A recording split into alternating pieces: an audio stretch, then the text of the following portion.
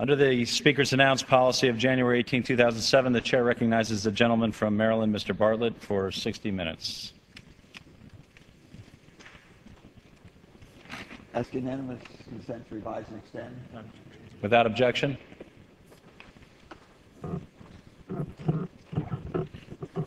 Thank you very much.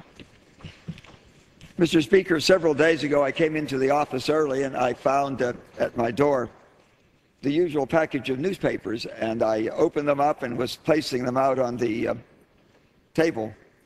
And I noticed the headline, and this is every paper that was at my door that morning. There were 4 newspapers, and there were 3 newspapers inside the Beltway newspapers, intended primarily for those interested in the Congress. Now, I just want to go through the headlines that were in every one of these papers. Here is the Baltimore Sun, and they had 2 headlines above the fold, both relating to energy. Demand eats supply, and energy bill aid payouts on rise. And then I went to the Washington Times, and there was a headline, Bush lays gas blame on Congress. And then I went to the Wall Street Journal, and the Wall Street Journal headline was grain companies' profits soar as global food crisis mounts. And then I turned to the U.S. News part of the Wall Street Journal, and what do you know?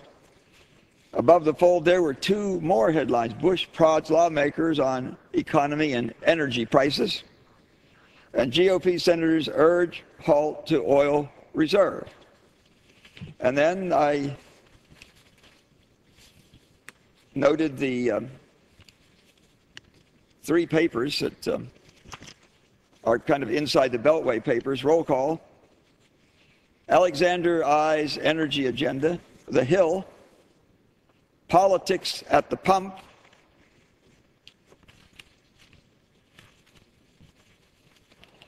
And every one of these, the Politico had gas prices, fuel, effort to jam the GOP. So every one of these 7 papers that were on my doorstep that morning had headlines talking about energy. And now I noted just a few days before that there was a New York Times op-ed piece by Thomas Friedman. And this is what he says about energy. Here's what's scary. Our problem is so much worse than you think. We have no energy strategy. If you're going to use tax policy to shape energy strategy, then you want to raise taxes on the things you want to discourage. Gasoline consumption and gas-guzzling cars. And you want to lower taxes on the things you want to encourage, new renewable energy technologies. We're doing just the opposite, he says. The gas holiday proposal is a perfect example of what energy expert Peter Schwartz of Global Business Network describes as the true American energy policy today. And I quote, maximize demand, minimize supply, and buy the rest from the people who hate us most. This is not an energy policy. This is money laundering, he says. We borrow money from China and ship it to Saudi Arabia and take a little cut for ourselves as it goes through our gas tanks. No, no, no. We'll just get the money by taxing big oil. Even if you could do that, what a terrible way to spend precious tax dollars, he says. For almost a year now, Congress has been bickering over whether and how to renew the investment tax credit to stimulate investment in solar energy and the production of tax credit to encourage investment in wind energy. And a little later, I will go over this bill that has already passed the Senate, and we've introduced it in the House now.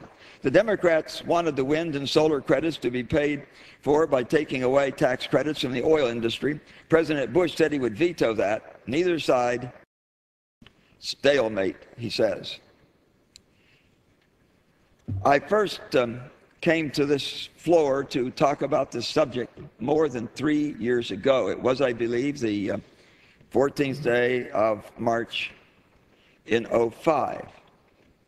And I noted then that we have known, at that time, we had known for 25 years that we would be facing this crisis. Now it's 28 years.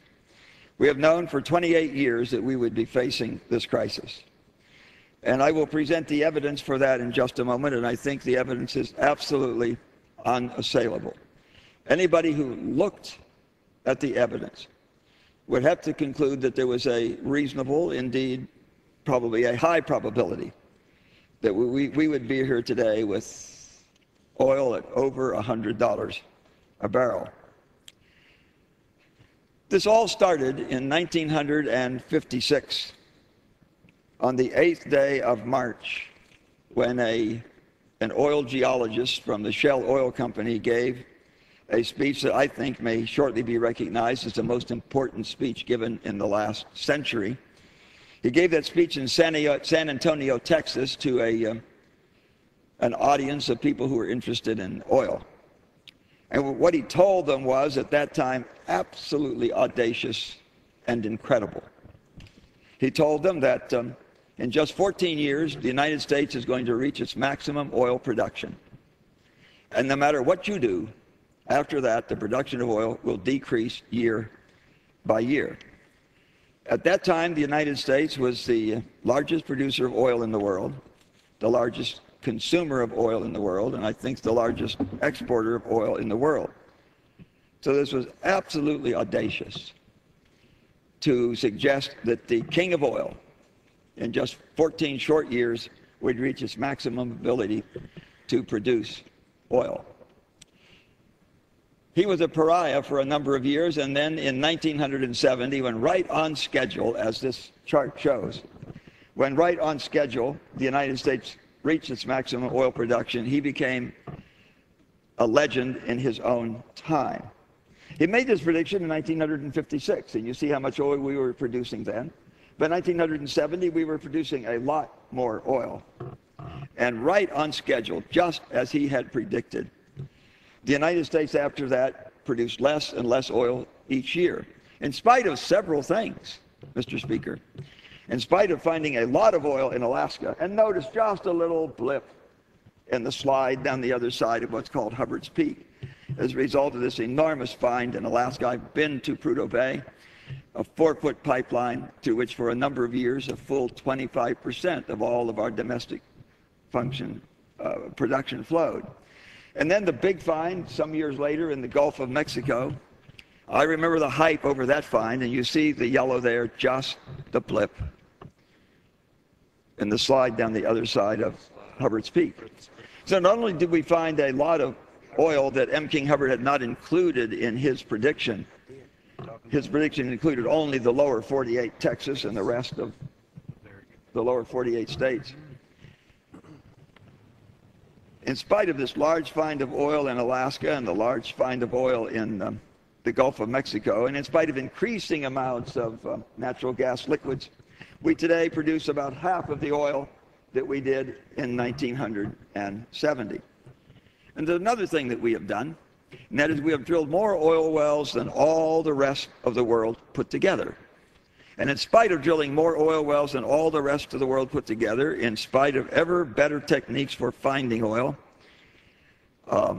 computer modeling and 3D seismic, in spite of ever better techniques for getting the oil, enhanced oil recovery, nothing we have done has proved M. King Hubbard a liar. He said that we would peak in oil production in 1970. We did. And we've been sliding down the other side of Hubbard's Peak ever since. Now, in 1979, he predicted using these same analytical techniques, which aren't all that hard to understand. He noted that in an individual oil field, that the production of the field increased and increased and increased until it reached a maximum, which was when about half the oil was exhausted.